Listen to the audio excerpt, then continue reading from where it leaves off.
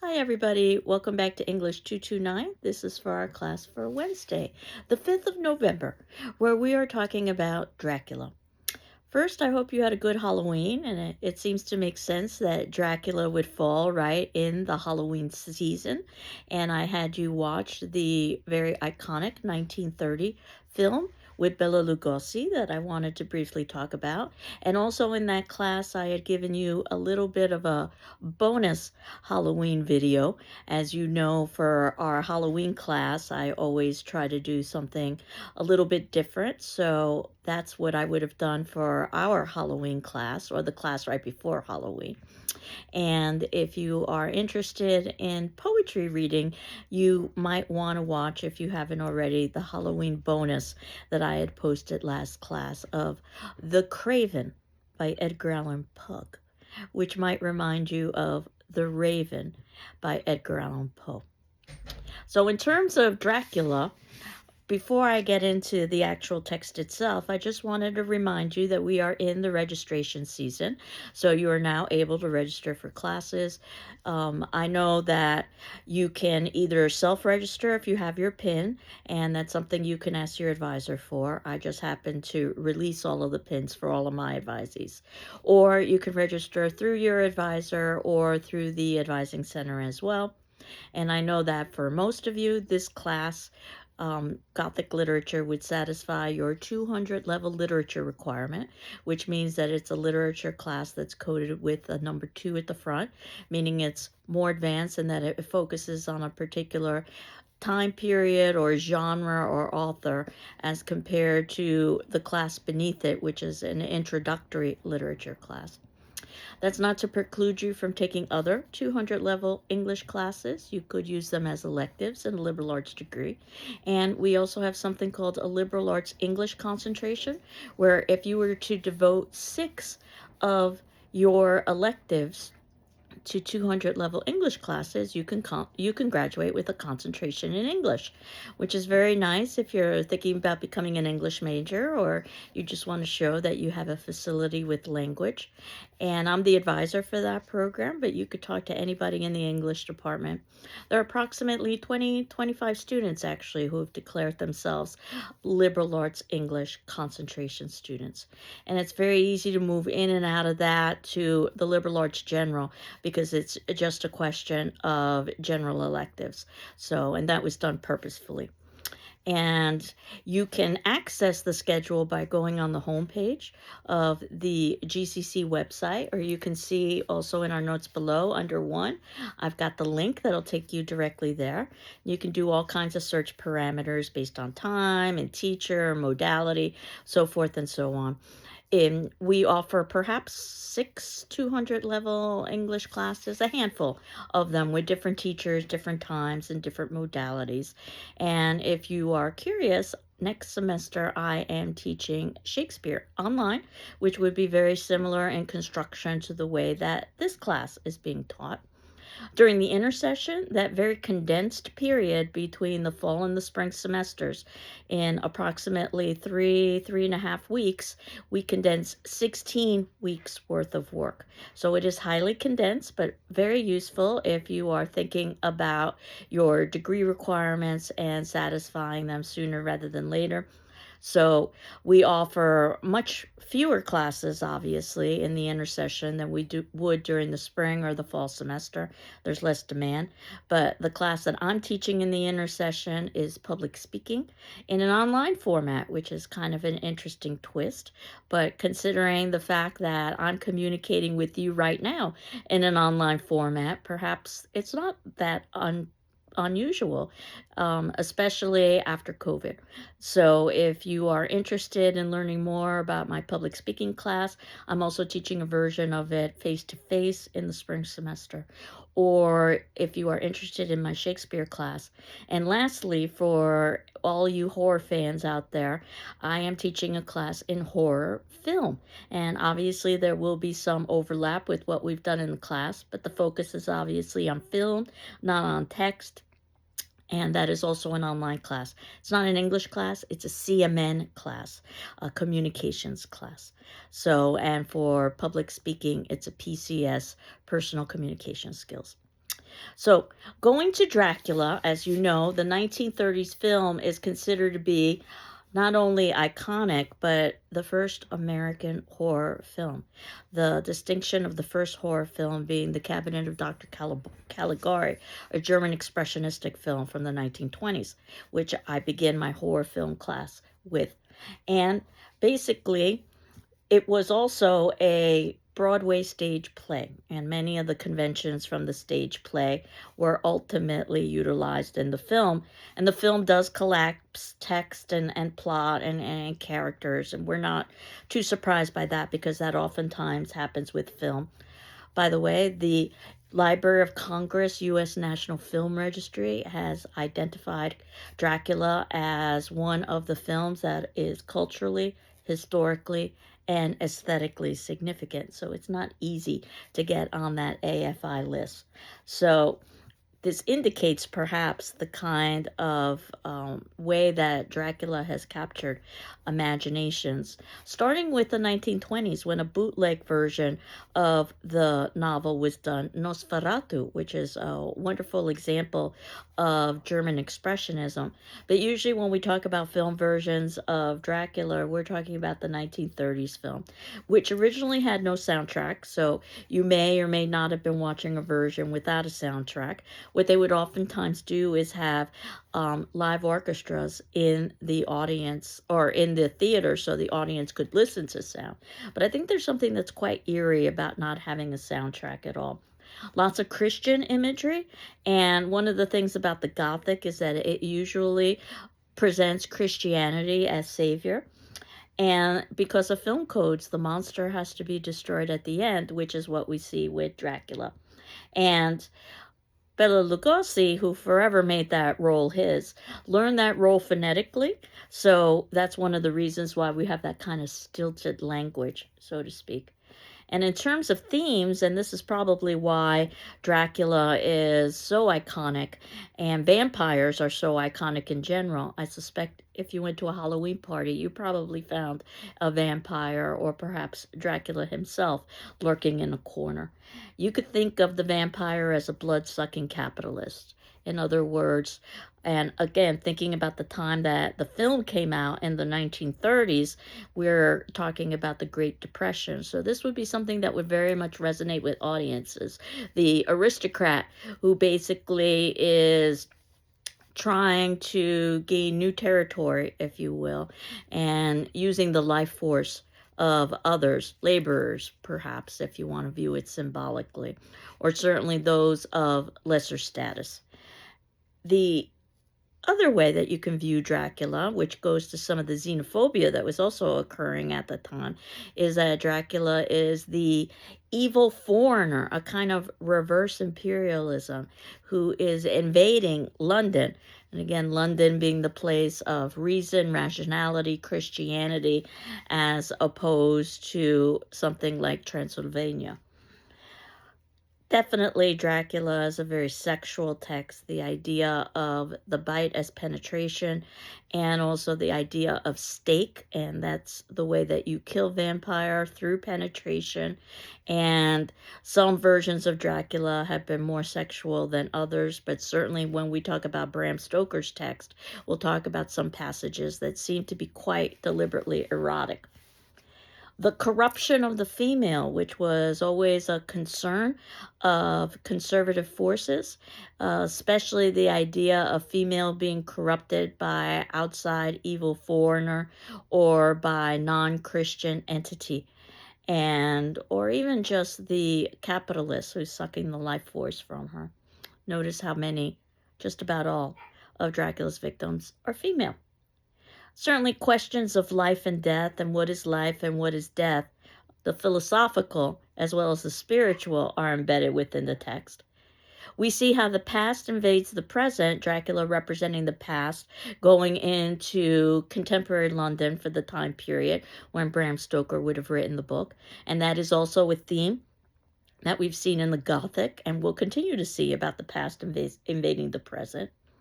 Van Helsing is a particularly interesting character in Dracula because he's able to blend science and religion, and he does so effectively. But more on Van Helsing later. And the idea of Dracula representing the bestial or the animalistic nature that exists within humanity, something that we've talked about in other Gothic texts as well. So I don't know if you were watching the film and noticed the medallion that Dracula was wearing at some points in the film, that some film critics have indicated that that medallion looks very much like the Star of David, and that there could be anti-Semitic references in the text of Dracula. Certainly, if it's not anti-Semitic, it's anti-Christian. So that you will definitely see, and that Christianity will be the savior. And Van Helsing understands that science alone cannot save them. And we also know that isolation is a bad thing in the world of the Gothic. So it's only when the characters work together rather than work apart. And I had talked a little bit about the novel itself, that based on a Romanian ruler known for his cruelty, Dracul, the son of a devil, and he was known to impale his victims. And that legend inspired Stoker for his vampire, and that other elements of history, such as the serial killer from the 1500s, Countess Bathory, who would bathe in the blood of young girls and virgins to try to retain her youth. That also helped to inspire Stoker.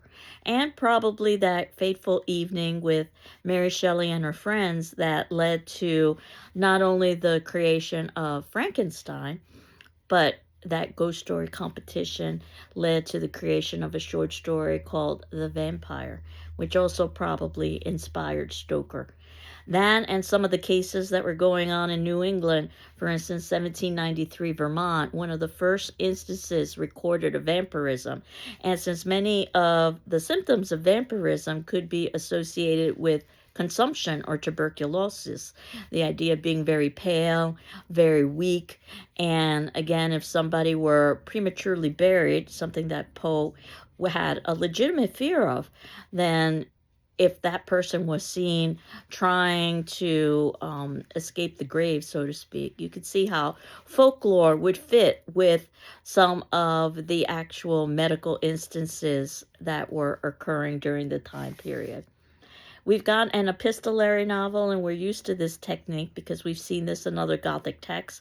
This time we've got a mix of not only letters, but journal entries, and also newspaper clippings, which would have been very common at the time period for people to basically keep scrapbooks. Particularly the wealthy or those of the leisure classes who would have the time and also the access to materials to maintain scrapbooks. Next class, I'm going to be providing you with a very interesting link for Dracula that allows you to read Dracula in real time, so that you would get an email for every day of the year that Dracula occurs, so you could actually experience the story in that format. Obviously, that's not going to be working for our class because we don't have a year to talk about just one text, but it's a wonderful idea, I think, to experience something in real time that takes place over such a lengthy period of time. And talking about lengthy, Dracula is indeed lengthy. And I had suggested that you might want to think about Dracula as separate texts to make it a little bit more accessible. I think of it as 4 separate texts. The book 1, so to speak, would be about the vampire, chapters 1 through 4. That's where you get the supernatural elements, and that would appeal to a certain demographic of audience. In fact, there was an additional piece to that, if you look in the notes below under the 4th section, entitled Dracula's Guest, that was omitted from the original text because of length. But if you're curious, not that you have to read it, but if you're curious, I have provided you the link. So particularly if you're interested in horror and the supernatural, you'll probably appreciate Dracula's Guest with all of the tropes associated with horror and the supernatural. Book 2 is a romance. So if you're more interested in relationships, that could be another demographic that would appeal to, or that would be another demographic that would feel affinity with Dracula. And that's chapters 5 through 16.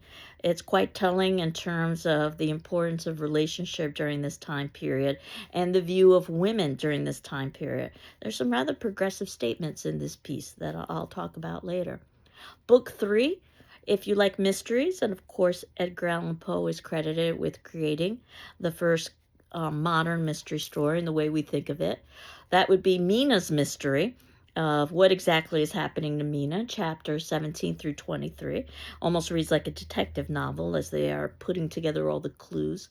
And then if you like action adventure, that would be what I call the last book of the Dracula text, 17 through 23, those chapters, where basically, 22 through 25, those chapters. So that basically what you've got is a long chase scene. And usually that's one of the places where you see things being condensed. In the Dracula film, the ending is quite hurried, at least the 1930s film that we saw. And I suspect it's because ultimately they were running out of time. It ran about the same length of what you would expect for a Hollywood film, and audiences probably wouldn't tolerate a much longer film. So the ending seems like it's almost tacked on. But there's a lot more story, which illustrates the idea that if you really want to understand a text, you've got to read it. Though, of course, many of these texts have become iconic, not necessarily because of the text, but because of the film. So, one of the things that I wanted to mention to you in the notes below is some of the important pieces that you might find in various chapters. And I'm not going to go through all of the chapters now because I understand that you might still be working on finishing the book. The good news is that the readings lighten considerably as we move past Dracula, and they certainly become much more contemporary since I put them in chronological order. So I think you will find them to be more accessible. But in book 1, which I certainly hope that you've all read at this point, or I should say chapter 1, the importance of technology, things like shorthand at the time would have been viewed as a technological innovation. Again, it's a representation of the new world order that London and England represents that's being invaded by the past. The West, and that includes London, is seen as civilized, rational, scientific, as opposed to the East, which represents Transylvania and the idea of the foreigner. Uncivilized, irrational, superstitious, but it turns out that there is value in their superstition. For instance, a little detail like the train's not running on time would illustrate the chaotic nature of the East. Jonathan Harker, to hark, to listen, or to tell. And that seems an appropriate name for what is seemingly our main character, but then there is a shift. And I've already mentioned the idea of Dracula representing the foreign and some of the fears associated with foreign invasion. Lots of references in this text to eating and to appetite. So that a first page dinner reference that would seem to be irrelevant, I would say, is thematically supportive of the idea of eating. This never-ending appetite, which could be related to sexuality, which could be related to money, which could be related to imperialism. Also the unnatural desire to live forever, in effect. There is reference to St. George's Day in the first chapter. That's May 4th. And from a pagan perspective, that's the day where evil things hold sway. So the setting works quite nicely. Chapter 2, we get all of the Gothic atmosphere that we expect.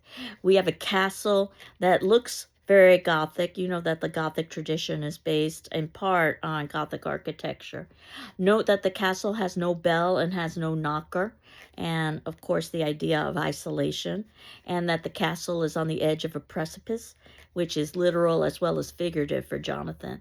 Things occur at night, which is when evil is supposed to hold sway, and at a time prior to electricity, night was indeed a very different kind of time.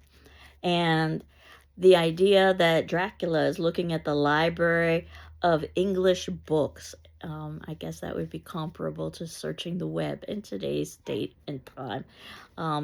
basically the idea of the fear of foreigner and the fear of immigration by being able to acquire enough knowledge so they can engage in a kind of imperialism.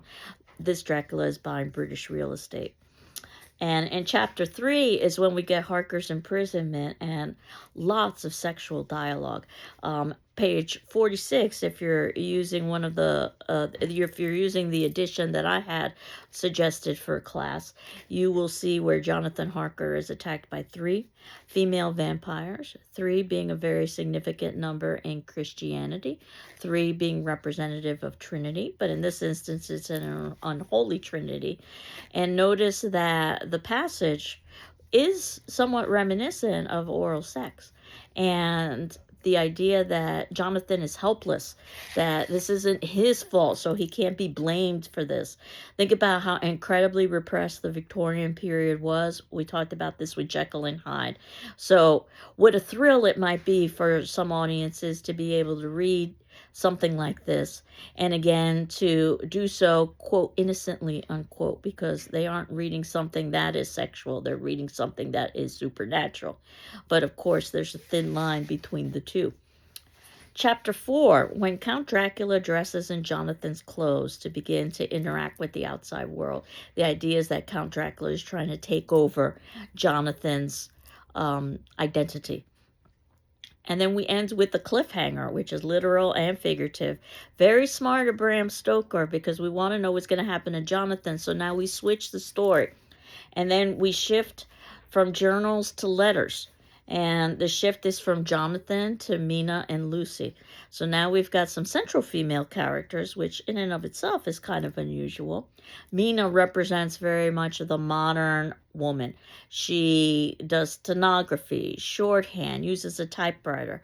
All of these would have been seen as rather modern technological inventions. However, she still wants to be useful to Jonathan. The idea of what is female role in this time period. Lucy, in some ways, is the modern woman because she contemplates 3 suitors. Again, there's that 3, that Christian idea, at the same time, which is rather risque for a Victorian period. Yet Lucy is driven primarily by the notion of marriage, which of course is a very conservative idea, as opposed to Mina, who thinks that she can blend marriage and also business, or at least technology, which in some ways is also a rather progressive idea at the time. And I don't think that it's any mistake that Lucy has the name that she does, because she is portrayed as rather loose in the novel. It's no mistake that she is killed. Spoiler alert here. I hope you've gotten that far in the novel. And perhaps in some ways it's very much reinforcing the trope of the bad girl being punished, the bad girl being a girl who in one way or another defies the social norms of society. And again, Lucy, considering 3 suitors at the same time, would definitely defy in many respects the conservative norms of society for female, which Mina seems to reinforce much more so with her loyalty to Jonathan. We are introduced to Quincy Morris, who is an American, and there's some interesting commentary about Americans here. He is a Texan and a foreigner. I have to admit that Bram Stoker, much like Mary Shelley, has places in the writing that are a little bit rough around the edges. I think that some of Quincy Morris's dialogue, which is supposed to mimic a Texan accent, sound absolutely ridiculous. But nevertheless, I think it's important that Quincy be a foreigner, and I'll talk a little bit more why next class. Dr. Seward, he's supposed to represent the professional, and Arthur Holmeswood is supposed to represent the aristocrat. So Lucy, of course, is torn between all 3. Does she want an aristocrat, meaning she gets status and money? Does she have a professional, which means that she also gets status and money, but not as much as she would if she married an aristocrat? Or does she want something that's new, Texan, a foreigner, and America is beginning to rear its head as a legitimate threat politically, socially, and economically at this time period. So perhaps he represents the future. And of course, we have Renfield, which is a wonderful Gothic character, an insane asylum patient. And of course, the film collapses Renfield and Jonathan Harker in a way that we would never see in the text. And expect a lot of puns in this novel. So, characters saying things like, "You can count on me." We're talking about Count Dracula, for instance. In chapter 6, just to give an idea of atmosphere, Lucy is spending her time by the graves of suicides. Not only is this a Gothic atmosphere, but this is Christian commentary. The idea that a suicide is unhallowed ground, the one sin that cannot be forgiven in Christianity. In other words, this leaves her vulnerable to someone or something like Dracula. While Renfield is consuming insects, Renfield is kind of a miniature version of Dracula in many respects, a wannabe. Renfield is consuming lower life forms, Dracula is consuming higher level forms, and Renfield wants to consume, as the novel progresses, higher and higher forms. He begins with insects and then moves to mammals. Of course, Dracula is focusing on humans, which would be considered the top of the food chain. Chapter 8 is when we get some interesting dialogue about female through Mina and Lucy speaking with one another about women's appetites. And I'd already talked a little bit about the idea of appetite in the novel and insatiable desire. And wouldn't it be nice if two lovers could see themselves before their engagement? Lovers, I use in the sense as people who are dating, not necessarily having a sexual relationship, because at the time of the Victorian period, the assumption was that sexual relationship would occur after marriage, not before. But the implication here is that if a couple were to see themselves before engagement while they were sleeping, is that perhaps a sexual interlude might have occurred, which again, rather risque for the time period. And more puns like, "You don't count now," when Renfield is saying that, "You're not important," of course, with Count Dracula.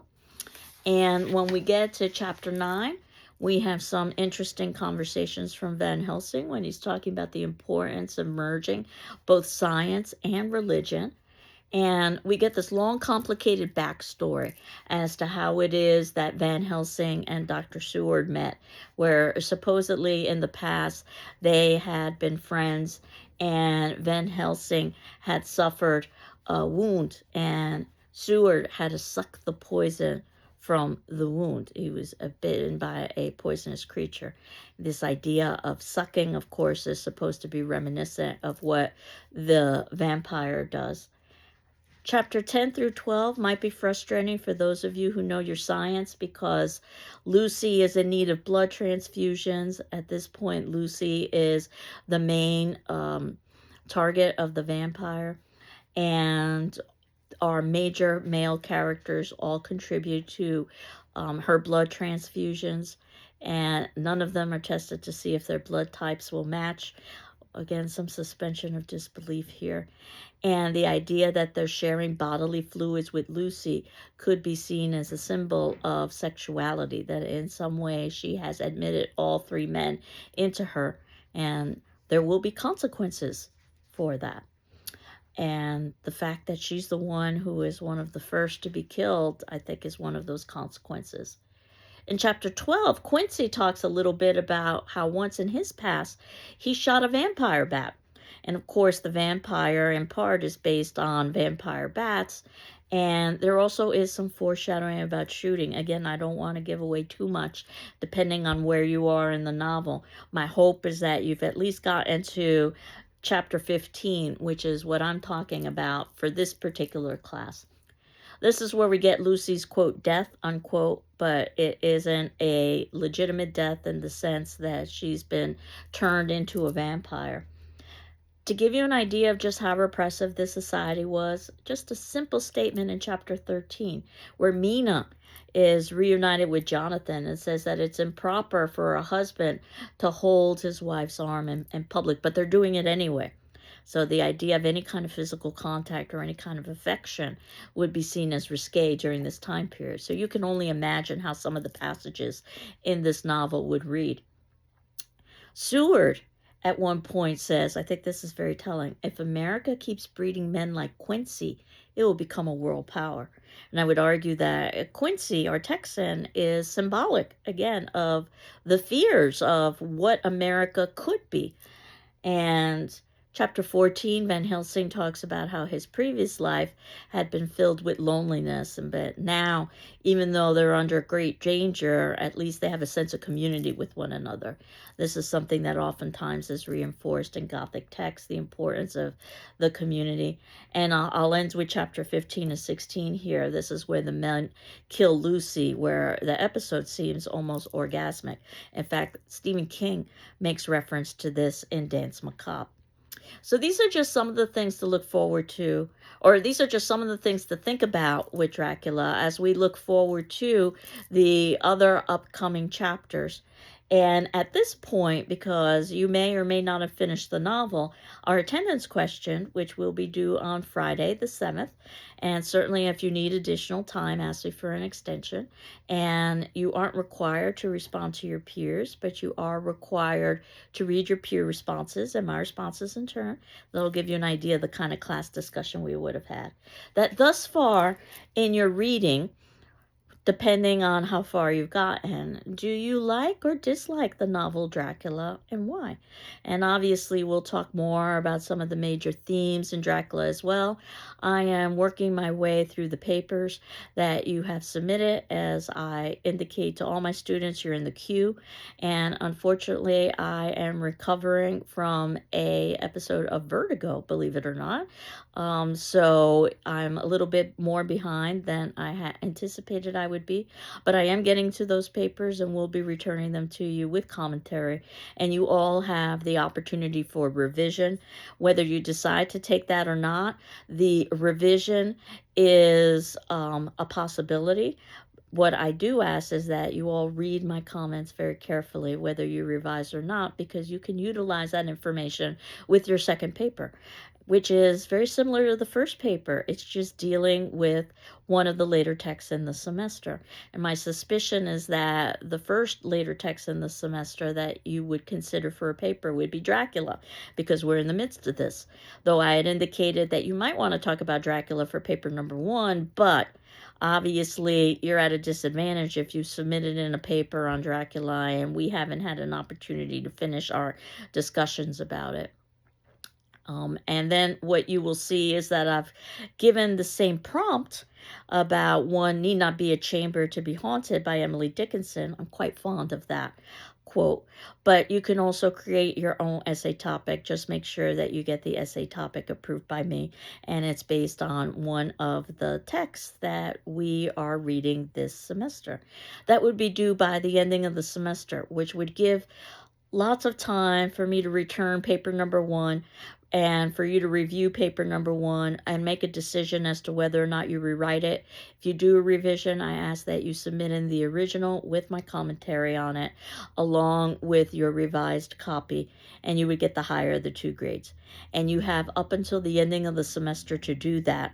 So ultimately, you would have enough time to do a revision, even if it does take me a little bit of time to return your first paper.